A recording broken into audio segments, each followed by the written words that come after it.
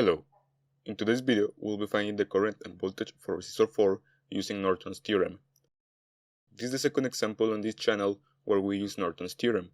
In the first video, which will be linked in the description, I explain Norton's theorem from scratch, so if you are just starting, check it out. The first step will be to find Norton resistance.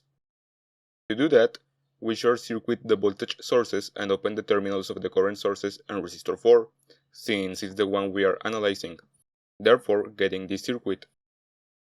We can see that resistor 3 is the only one affecting the mesh of resistor 4.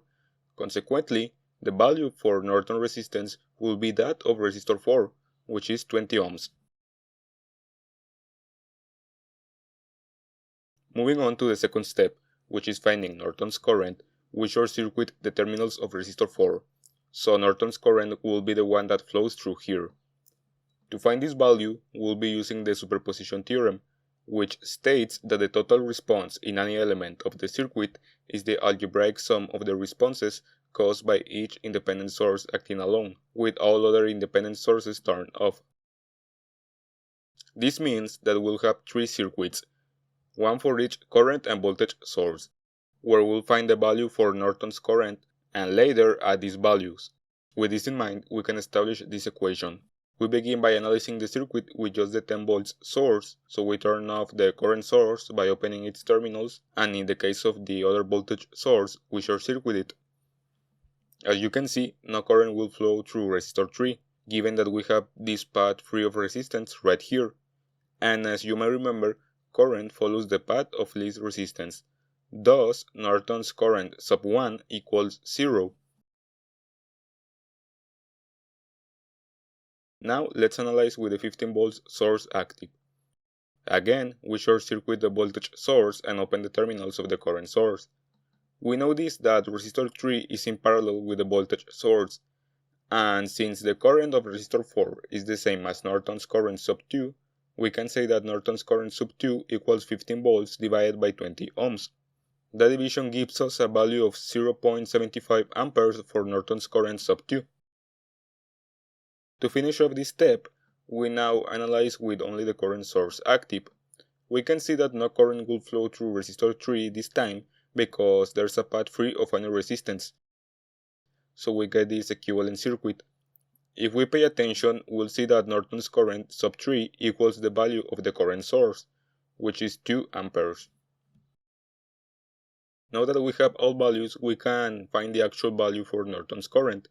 But be careful, we can't just add them. First, we must pay attention to the direction of the current each source has. We can discard Norton's current sub 1 because its value is 0. As shown on screen, the current direction of the voltage and current source oppose each other, so in this case it will be a subtraction. If the direction had been the same, it would have been an addition.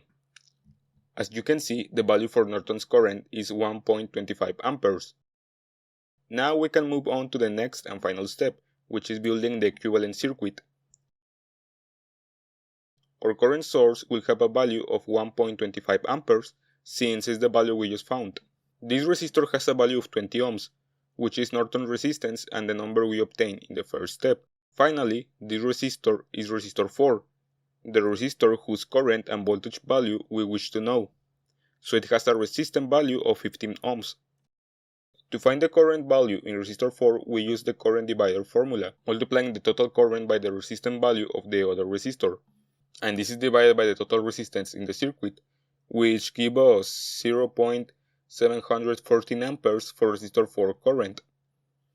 Now to obtain the voltage value, we just multiply the current by the resistance, giving us 10.71 volts for resistor 4.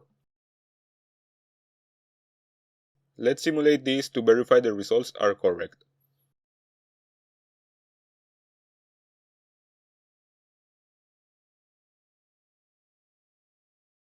As shown on screen, the values are the correct ones. Thank you for watching. If you found this video helpful, please subscribe and like the video. See you in the next one.